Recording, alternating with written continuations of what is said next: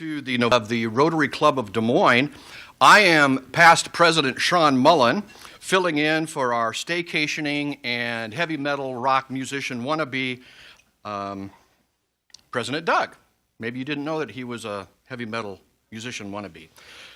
Welcome to all of you who are tuning in today on live stream on YouTube. We are so glad you are with us.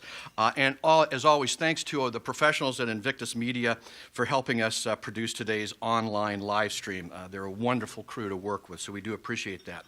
Now, I'm not wearing my mask right now while I'm at the podium, so that you can hear me more clearly, and since I'm far more handsome without it than I am with it on, and I understand I'm all safely distanced from all of you, so that is a good thing. Now, we will be sanitizing the microphone between speakers, and we do ask that you do keep your masks on when not eating or drinking or speaking here at the podium. I'm now going to invite past President Skeet Wooten to give our moment of inspiration. He will be followed by the Pledge of Allegiance and the four-way test. So we will welcome past President Skeet now to, Skeet? Thank you, Sean. And for the record, President Saltzgaver also likes the Carpenters, so odd juxtaposition. Most little children dream of growing up one day to become a fireman or a policeman. My own son, for example, was a fireman for 5 straight years for Halloween. Those little ones look upon these officers and firemen with an unshakable awe and reverence. Most of them, however, grow up to do something else. I doubt, however, there are many little boys or girls who dream of growing up to be a financial advisor, for example, or maybe an accountant. But the honorees that we have today likely dreamed those same things, to grow up to be a firefighter or a police officer. And they are living that dream. I'm sure they would tell us that the reality is different than the dream. That's called life. But we're better because they did and do dream that dream. It's easy today to do an inspiration as we recognize our firefighters and our police officers. They are individuals who live by example. They're clearly good at their jobs, they have the respect of their peers, and they are leaders in their community. They are influencers, and they are role models. They are also sons, daughters, husbands, wives, fathers, and maybe one day grandparents. They are neighbors and friends. They were nominated and were selected to receive this recognition by their peers. They're modest, and they most likely don't seek any recognition for what they do, and they will probably be proud but a little embarrassed to see their faces go up on a billboard around town. So today's inspiration is to recognize the people who inspire the rest of us, who keep us safe, protect us in the still of night, and go into places that most of us would gladly flee. Today's inspiration are the men and women of the Des Moines Police and Fire Department. Now, our Pledge of Allegiance. I pledge allegiance to the flag of the United States of America and to the republic for which it stands, one nation, under God, indivisible, with liberty and justice for all. And the four-way test. Is it truth? Is it fair to all concerned? Will it build goodwill and better friendship? Will it be beneficial to all concerned? Now, greet your fellow Rotarians remotely.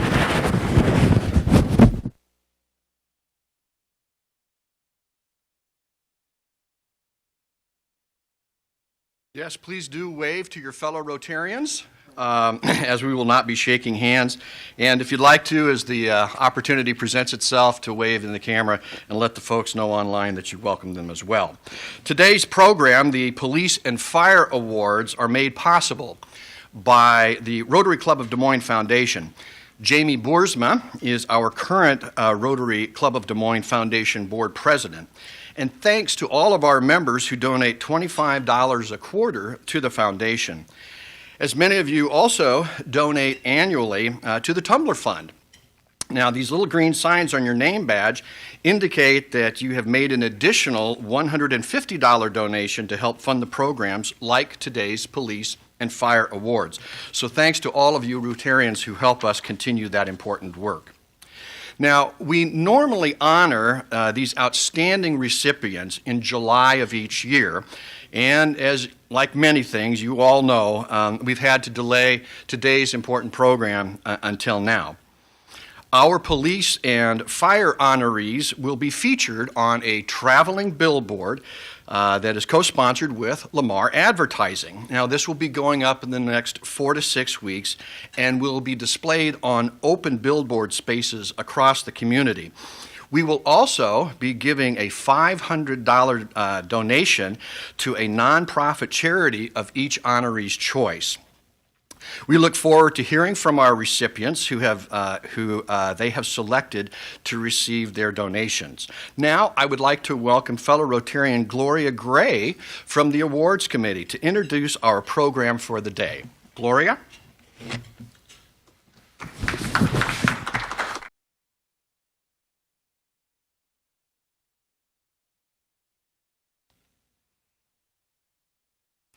Thank you very much, past President Sean. For 30 years, the Rotary Club of Des Moines has recognized the best from the fire department and from the police department, those whose efforts have stood out, who've gone above and beyond in their daily work to protect and serve. Both the police department and the fire department have a very thorough and serious process for making their annual selections. Considerations, community service, work ethic, character, bravery, courage, professionalism, knowledge, and being seen as a role model for others. We've seen time and time again that they choose very, very well. It's worth noting, too, that both departments have a very seasoned leader, and leadership requires courage in the best of times, and in this year, certainly absolute courage. We're very fortunate to have both chiefs here today to introduce their selections for this year's Firefighter of the Year and Police Officer of the Year. We'll start with Fire Chief Takip, and then he will be followed by Chief Wingert. Thank you.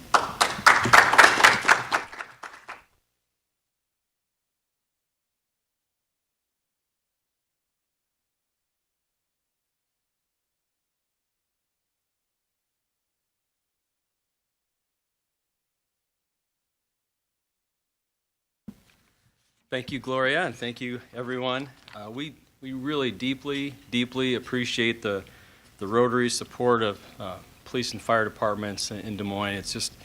It's beyond compare, and it's moving, and we feel that every year. And we get to come together each year and celebrate that together. Even in these times, we found a way to do it safely, do it appropriately, and as the protocols change, we've changed with it, so we can really recognize some outstanding performance. I have a few comments, and there's just a lot along the way that I'm really thankful for, and I'm deeply proud of Jason Zilk, who will be our recipient this year. In every way that matters about what brings good to our work, he represents that. So this is a big deal for me as well as for our department. The Rotary Club engages leaders who see our community and the world as a place where service can create transformative impact and lasting change. The Rotary does this by engaging community leaders to exchange ideas and form friendships and professional connections, investing in transformative local and global initiatives, and focusing the community around relevant and current challenges. Each year, we are humbled to have the Rotary Club recognize members of the Des Moines Police and Fire Departments for their excellence, professionalism, and contributions that they have made to the betterment of others. Firefighter Jason Zilk is a 20-year veteran of the Des Moines Fire Department. Jason graduated from Upper Iowa University with a BA in biology and a minor in art in 1994. Shortly after graduating, scholarship given to eligible students so that they can complete their senior years in their education. The endowment continues to grow with the help of Alpha Nu Omega fraternity and Phi Beta Delta sorority members. In 2018, Jason was awarded Volunteer of the Year honors at the 20th Annual Rodine Mickle Neighborhood Recognition Dinner in Des Moines. In 2017, he was also recognized with their Public Employee Recognition Award. Firefighter Zilk currently serves on the Gateway Dance Theater and King Urban Neighborhood Association boards and chairs the Des Moines Equal Opportunity Advisory Committee. A National Association for the Advancement of Colored People, NAACP member, he also volunteers for the Des Moines Civil and Human Rights Commission and is a member of the Iowa Geology Society.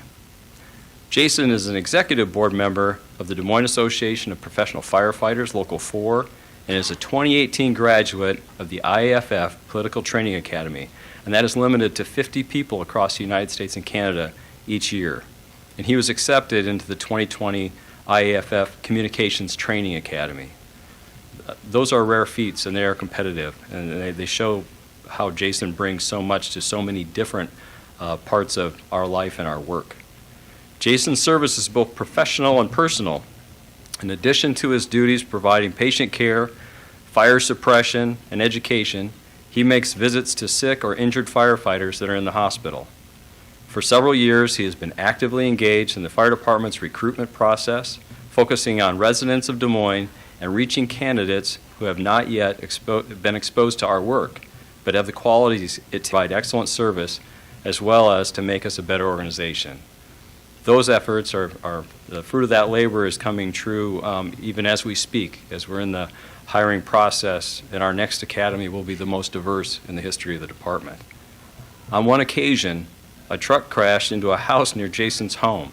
Jason responded immediately and pulled the driver from the truck. He then ran back to his house, retrieved a fire extinguisher, and returned to knock down the flames, preventing the fire from catching the house on fire. When on-duty firefighters arrived, he assisted them flaking out or spreading out the hose that they needed to deploy to fight what was left. Always with good timing, Jason then returned home, thus avoiding being interviewed by the media. During another fire in his neighborhood, instead of watching his DMFD teammates work, he assisted them to establish their water supply so that three-person engine company could make entry and extinguish a fire before it was able to grow. In 2018, Jason was one of the primary forces behind the effort to raise money to update the mural on the north side of Creative Visions with the names of over 158 people who have died by gun violence in the city since 1994.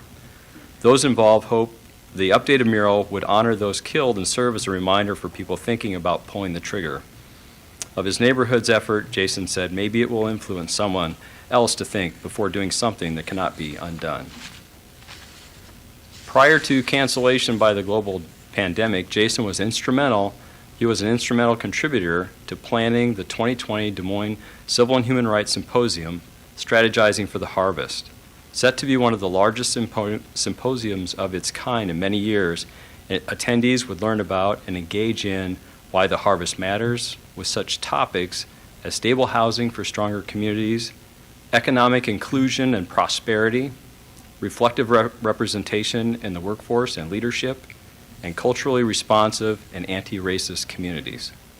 From his abilities as a firefighter to his thoughtful approach to all things, or from his ever-presence capturing and documenting the present because it's important, to his initiative to stand in the gap and to be a consensus builder and difference maker during our community's most difficult conversations, Jason Zilk is a model person and fully reflective of the Rotary's vision of engaging community leaders and focusing on relevant issues. It's my pleasure to present to you firefighter Jason Zilk as the 2020 Rotary of Des Moines Fireperson of the Year.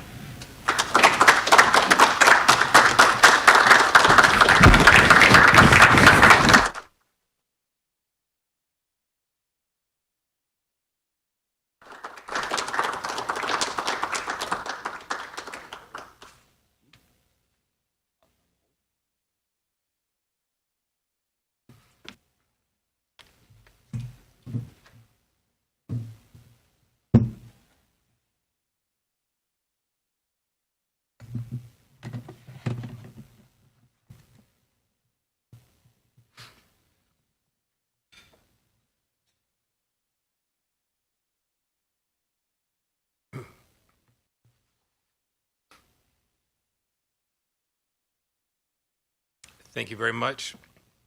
I knew I was going to probably cry if I came up here, so I tried to switch some things up so I wouldn't be so emotional. But before I actually start, I'd like to take a moment of silence. Wow, I didn't think it hit me that quick. I would like to take a moment of silence before I say anything else for two of our Des Moines firefighters that have passed away within the last 2 weeks. Dennis Moore, who served from 1981 to 2010, and Raymond Thomas, who served from 1965 to 2002.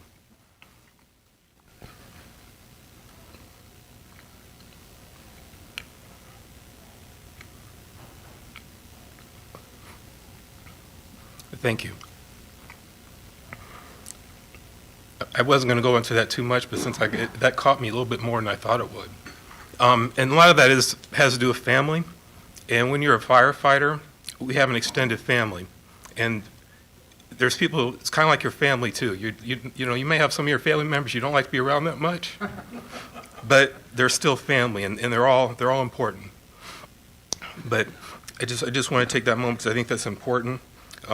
There's a small group of us, but to have two of them go within the same month, that's a lot. And one of them actually would have been potentially one of my topics in my. Go ahead and start. Oh.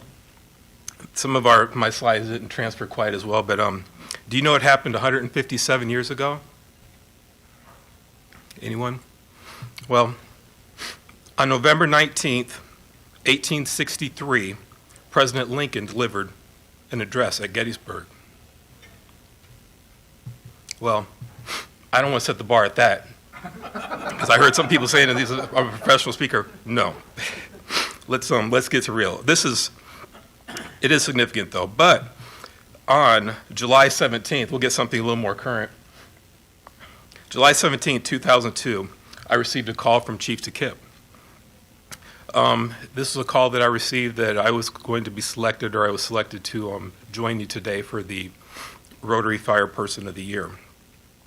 And I'm not really formal, and there's a couple things that I do like to do, and something that I appreciate. I appreciate people. And sometimes people see people doing certain things, and they wonder, how do I get to that? Or I can never do that. And I think sometimes we need to show behind the curtain a little bit so people understand that we are, and you may be up here, somebody else may be up here, but we're still the same.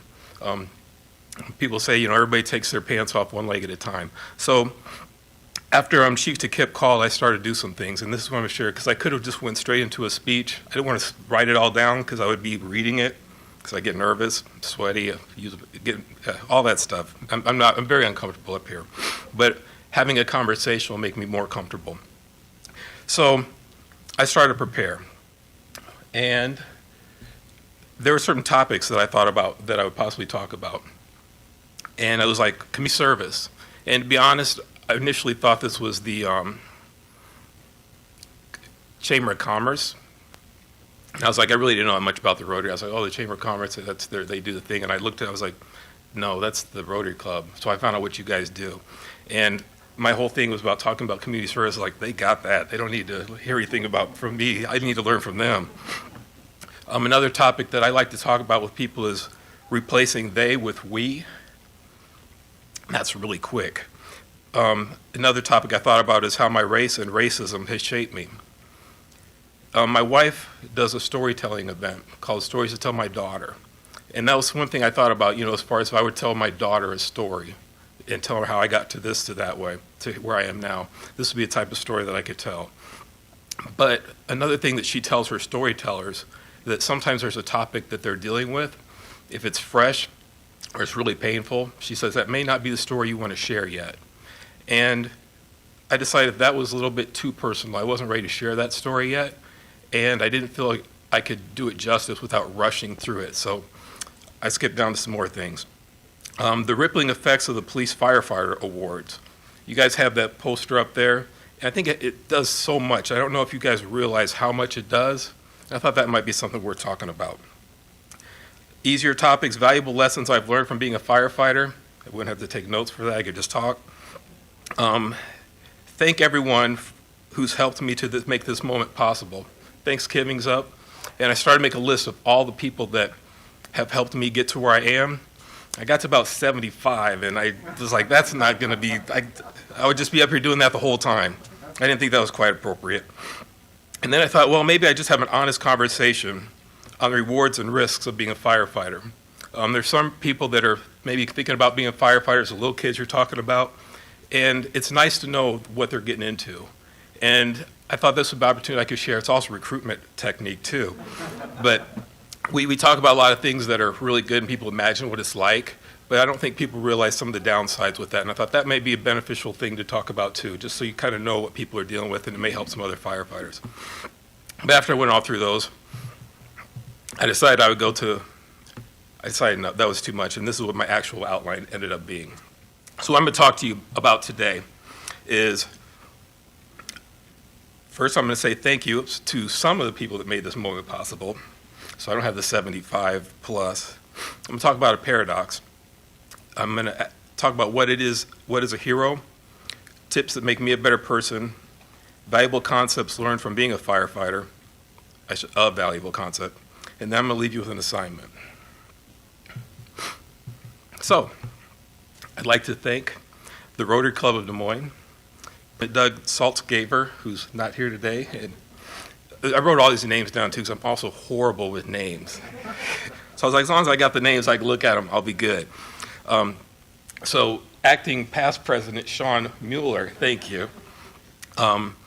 Chairperson Gloria Gray, and members of the awards committee, Rotarians Jackie Norris, Claudia Shavel, and Ganesh Ganput. I always call him Ganesh, and I knew if I threw the last name in.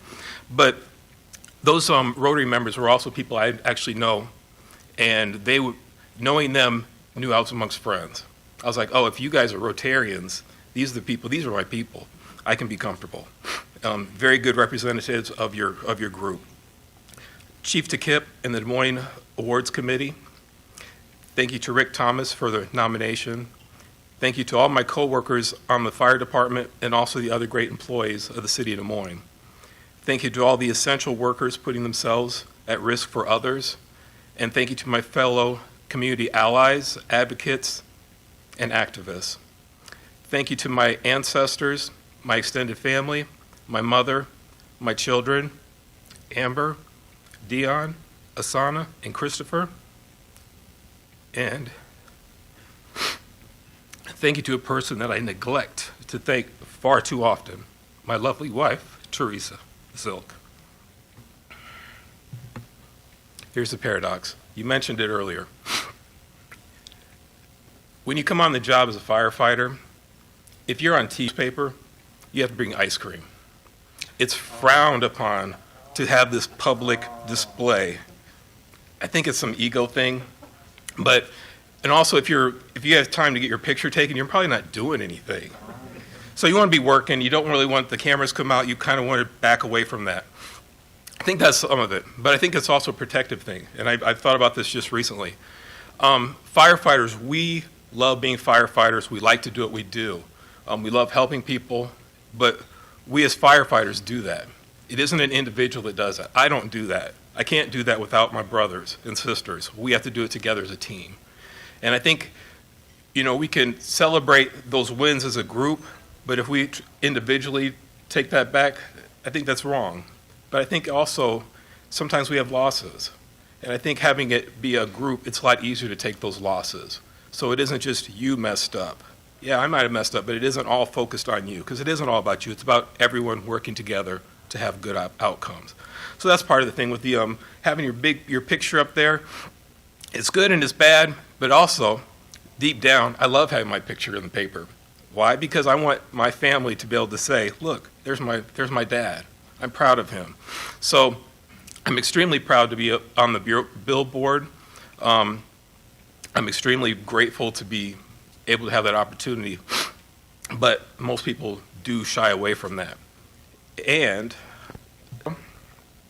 a hero is a person who, in the opinions of others, has special achievements, abilities, or personal qualities that is regarded as a role model or ideal. And kind of tying that back to all these heroes, there's a whole lot of role models out there. And again, they don't necessarily like to have their names singled out, but I think we need to do that.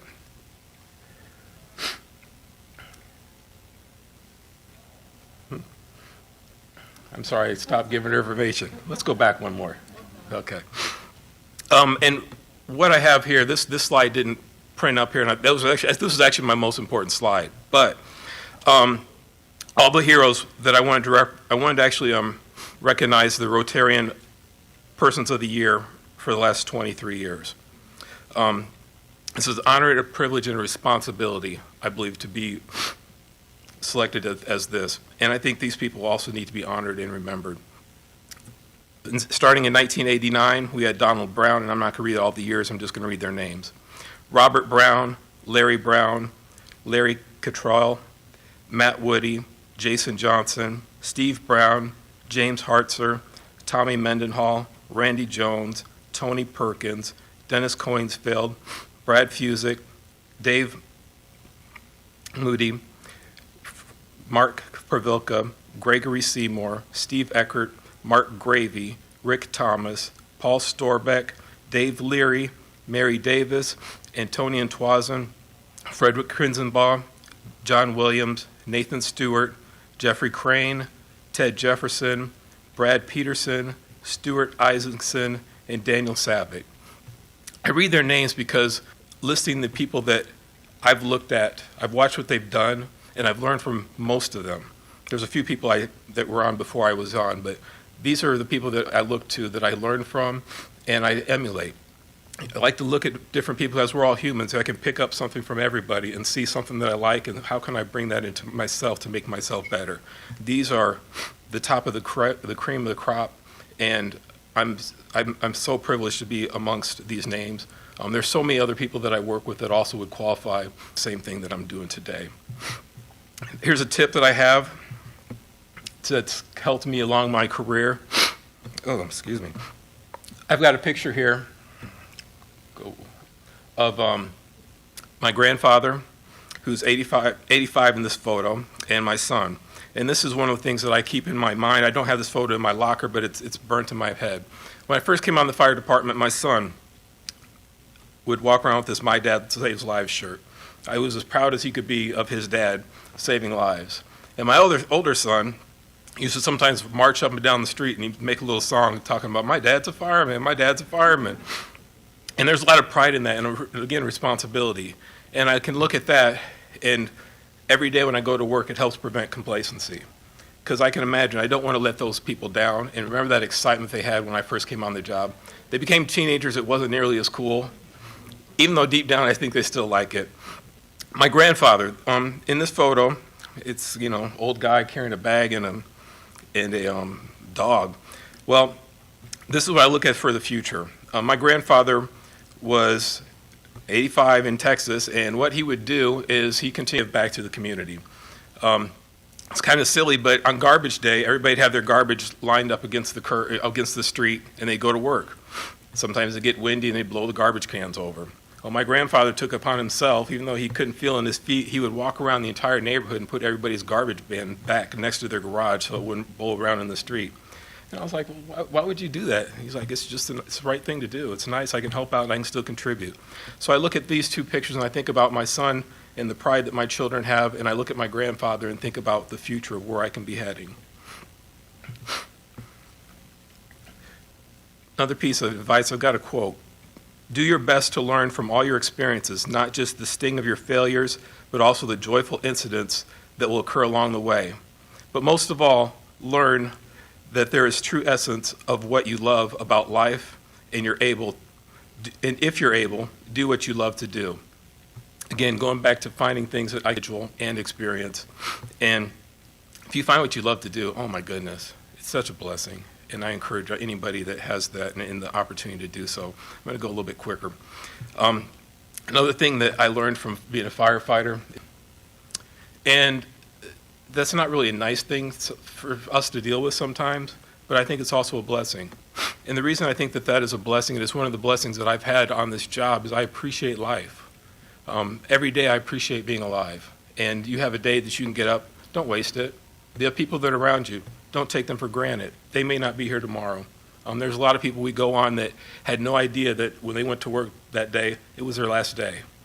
And I can just imagine, if they were having a bad day, they left on the day before. It's just one of those things that I really value that lesson, and I would like to share that with you. The next thing I have is the awareness of death puts value on time. Appreciate all lives around us and enjoy the presence. Enjoy your presence. And then I leave a legacy. That's, again, a picture of my grandfather 10 years ago. He died 5 years ago. And my son. So it's another way for me just to strategically placing the beginning and the end to wrap things up. But I wanted to go back one more to what is a hero. I have one other thing. My daughter would say I'm probably doing too much, and so this is where I push the envelope and do just a little bit too much. I'm going back who is a role model or an ideal. Rotarians are that. So I think you guys are all heroes, and I want to give you an assignment. Those signs go up around town, and when you see those signs, if I'm up there, I want you to just take a moment and look at that sign and know that I'm looking back down to you and thinking that you are a hero, because you guys do make a difference. It isn't just the people up there, it's all of you that make us better, and thank you very much. If you want to take it to the next step, you can do like I did. We've got Dan Savick, the firefighter of the year, and Bradley Connor. I'm sorry, Carney, I'm sorry, Brad Carney. And I took a photo up there and did a hashtag, you are a hero. And I appreciate that, but I'm going to go ahead and put that up there so that they have another moment. But if you want to take it to the next level, again, you can do the same thing. Take a picture of yourself, and when I'm getting my photo taken, I will be thinking, you are my hero. So you can hashtag and be my hero with me. Thank you very much.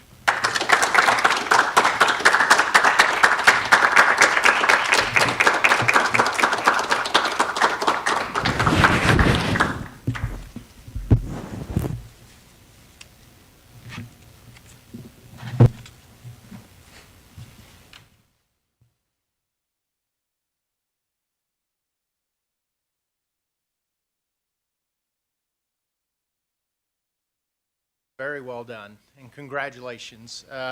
In case you were wondering, or you needed a ruling on that, if you end up on a YouTube live stream with thousands of people watching or a billboard, I think you have to buy ice cream. So that for anybody that might be watching at one of the 10 stations here in Des Moines. So.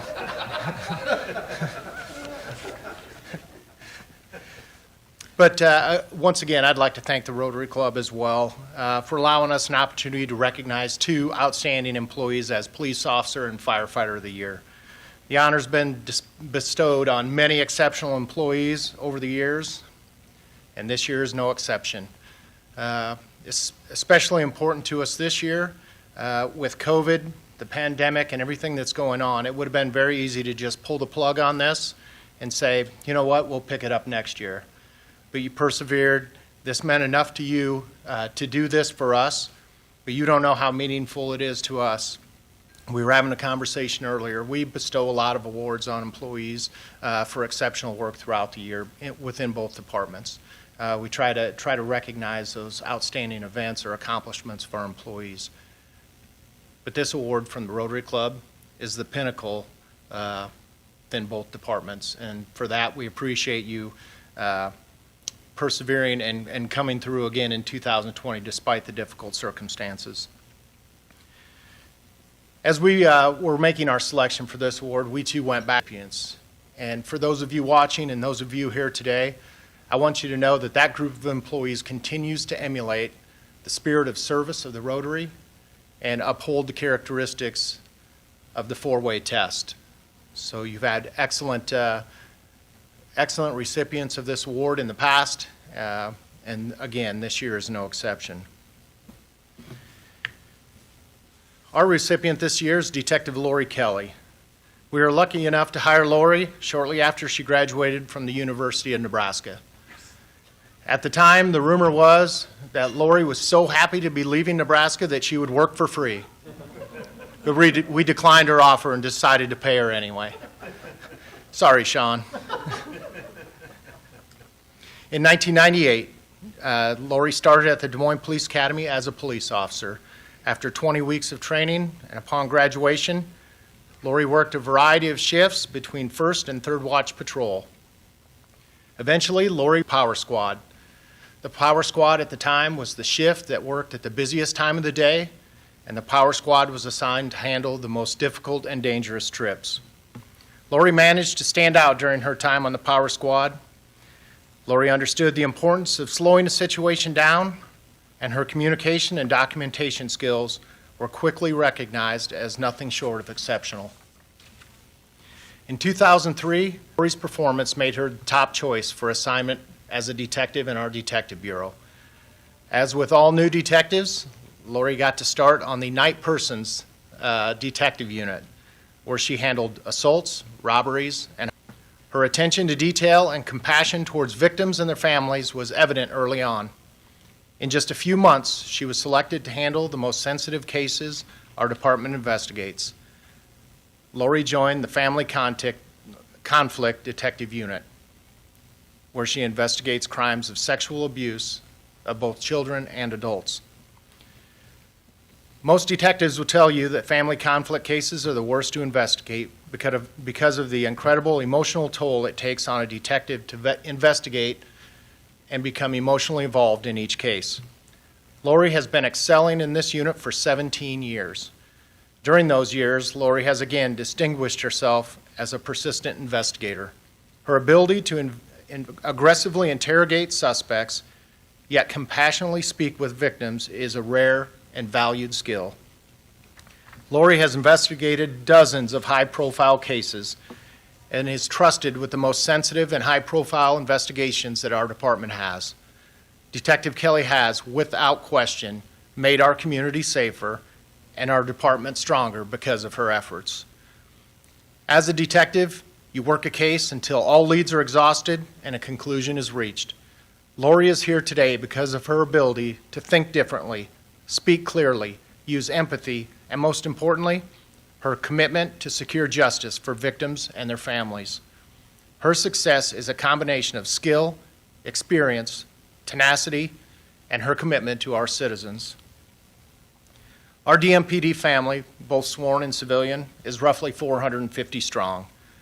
With this, when you operate in your respective discipline at an exceptional level, your work does not go unnoticed in our building. In speaking with Detective Kelly's peers, there was a common theme, but I think her commander summed it up best. When you're the best at what you do, you don't have to talk about it. You simply go about your business. Your actions speak for you, and everyone else can clearly see that you're just that good. Quietly exceptional is how I would describe Lori,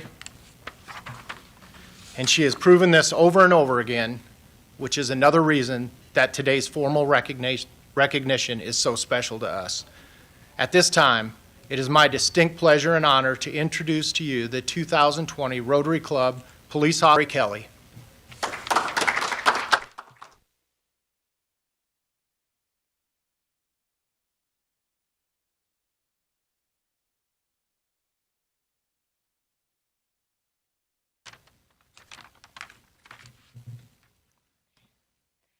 Thank you for this honor. I am humbled and so very grateful. I'm fortunate to work with so many passionate people from within the police department and in cooperation with staff from other agencies, including DHS, the Polk County Attorney's Office, forensic interviewers from the Star Center, victim advocates, and others, all working towards a mutual goal of keeping kids safe. I love my job most days. I suppose that's why I've stayed for so long, but there's no doubt that working sex cases and child abuse cases for as long as I have, 17 years, takes its toll. I'm warped, and you can ask anyone that knows me. Also, my poor children. We have become probably the most overprotective parents after all of the things that I've seen. Years ago, I heard one of the assistant Polk County attorneys speaking at a conference about that look everyone gives us when you tell them what we do for a living. You know the one, a crinkled up nose, a curled lip that has disgust and anger written all over it. The look is always followed by, I couldn't do your job. But to that I say, how do you not do it? If there's anything worthwhile, isn't it doing whatever you can to protect a child? My work matters, and that's what keeps me going. It's not about bragging rights for clearing a big case or getting one more off the desk, or even making an arrest, although I really do like that part. I do what I do because it's important, because every child that is spared is worth it. A long time ago, I worked a case involving a 14-year-old boy who was sexually abused by his uncle. This boy was scrawny, a little slow, socially awkward, exactly the kind of kid that you expect would be bullied at school. He gave a great statement during his interview, full of all the necessary painful detail, but he walked out of my interview saying that he wanted an attorney. He had lawyered up. There just wasn't enough for criminal charges. Months later, I was alerted that the state crime lab had discovered some possible DNA evidence on clothing I had submitted for testing. So it became necessary for me to get a DNA sample from this boy for comparison. I went to his school to get a buccal swab, which is basically spit on a Q-tip. He hadn't seen me for a couple of months, but I knew he recognized me. I introduced myself again anyway. With a look of surprise, he said that he thought the case was over. I assured him that I was still working on it and I just needed this sample for the investigation. He looked up at me with sad eyes and stuttering words and said, "So you're trying your hardest?"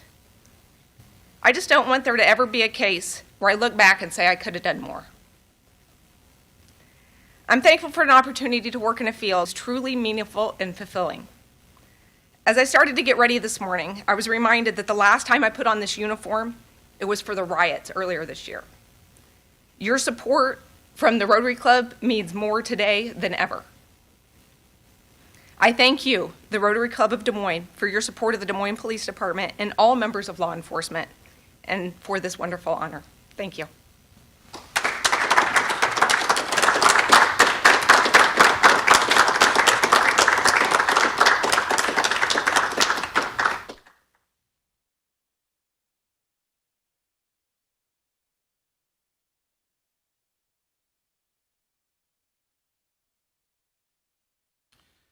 Wow.